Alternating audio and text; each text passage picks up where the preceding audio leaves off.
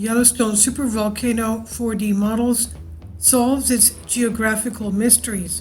Now, I've included some beautiful pictures of the blue prismatic, which to me is just fascinating. The colors that we see there, all these visitors that go to see volcanoes, and especially Yellowstone, are very lucky to have seen these colors, even though it's so, well, majestic, frightening, and awesome.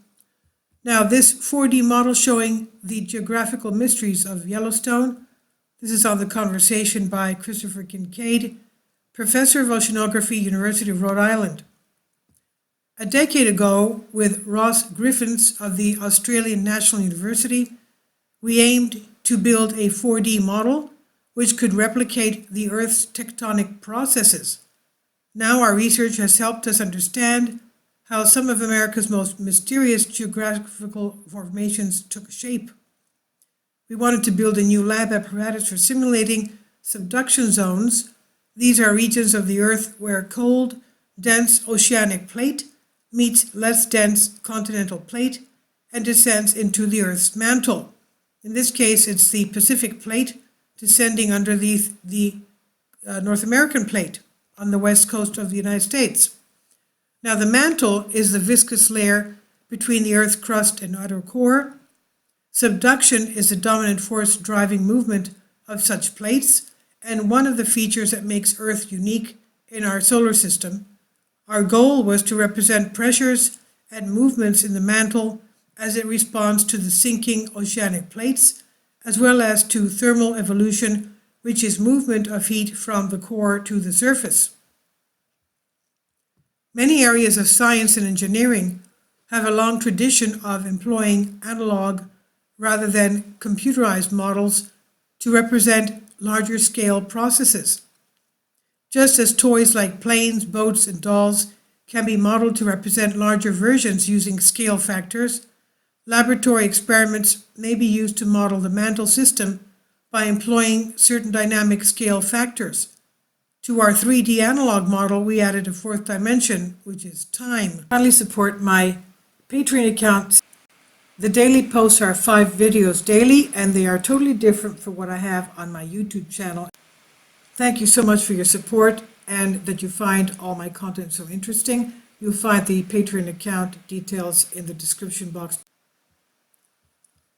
We used a fiberglass plate to represent the Earth's subduction ocean plate and high viscosity corn syrup to represent the Earth's mantle. 3 features make corn syrup a nice analog for the mantle. Like the mantle, the fluid is inertia-free. This means that when forces are removed, the flow stops immediately. Corn syrup has its temperature-dependent viscosity, so heat makes it runny, while cold makes it strong and unyielding.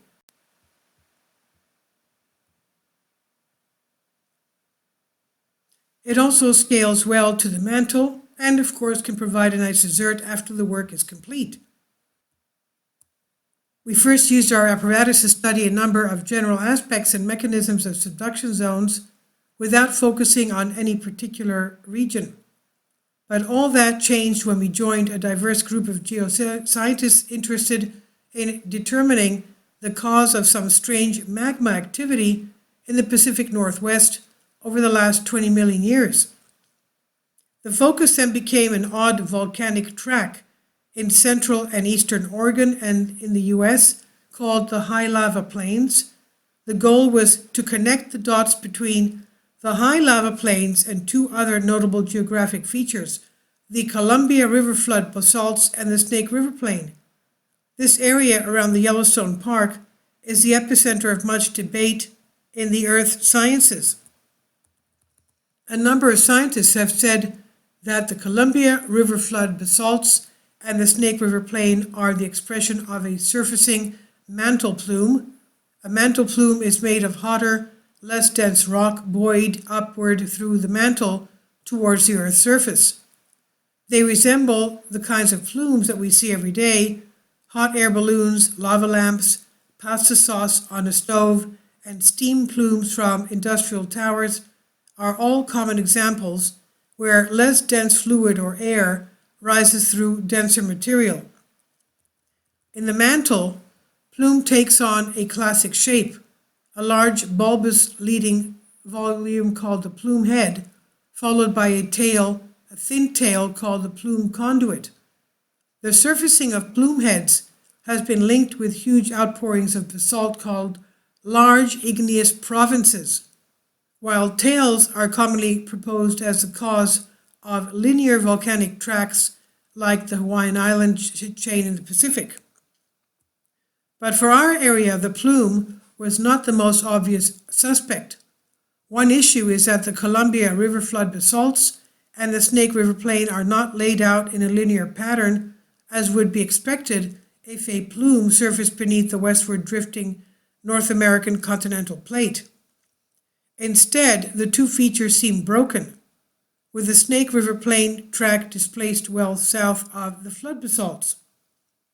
Nor does the high lava plains volcanic tract fit the classic plume model. So it's odd for two reasons. It appears west of the flood basalts, and its magma output grows younger towards the west. We would intuitively expect the opposite. As the plate moves west, the head of the plume should arrive at the surface first, causing the flood basalts, while the tail should cause a track of volcanic activity that grows younger towards the east, just like the Snake River Plain. To accurately represent this complex subduction system, we needed to include a number of features. One of these was a phenomenon called rollback subduction, which is when the sinking oceanic plate rolls back underneath itself as it descends into the mantle. We also had to represent the extensions of overriding plate. The overriding plate is made up of buoyant continental crust and heavy chilled mantle. The dense oceanic plate, which has only a sliver of crust, sinks beneath the overriding plate. And between the sinking and overriding plates lies what is referred to as the mantle wedge, the source region for volcanic arcs that roughly parallels the trench in most subduction zones.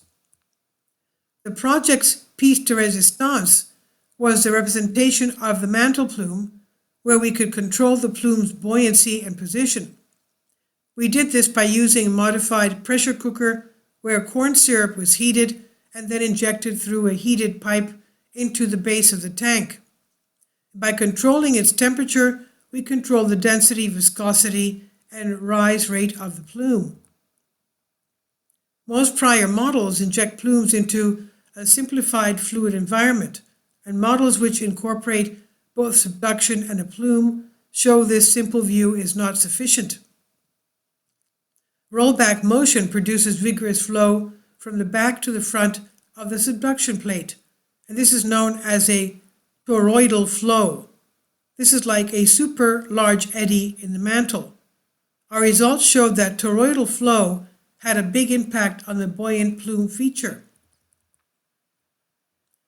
In the initial stages, we released the plume into a tank of still fluid where it evolved in textbook fashion. A large leading head formed, which rose to the surface, stalled and spread out, and behind this was a narrow conduit through which plume fluid was continuously fed from the base to the surface of the tank. But as soon as we turned the plates on, it was apparent this simple morphology was no longer in play. Circulation currents driven by the plates immediately deformed both head and tail, dramatically limiting the ability for continued upward buoyant motion. As the toroidal flow moved around the edge of the sinking plate, it effectively took a bite out of the plume head, drawing the material into a thin lens and dragging it towards the edge of the subducting plate. The remains of the plume surfaced in a pattern that matches the location and timing of high lava plains. The unchewed part of the plume, the head rose and surfaced as a big pulse of heated, melting substance similar to the flood basalts. The plume tail tilted over beneath and westward, drifting overriding plate, leaving patterns of heating and melting that grew younger to the east, just like the Snake River Plains. The toroidal flow not only bit the head in half, it also pushed the tail well to the south, matching the real feature. And this is how corn syrup helped us explain how a single plume could be responsible for the Columbia River flood basalts, the southerly deflection of the Snake River Plains, and the bizarre westward Younging High Lava Plains track. So this is what they found. The Mantle Plume is under there. Now this is on the conversation. Please leave your comments and thank you for your support.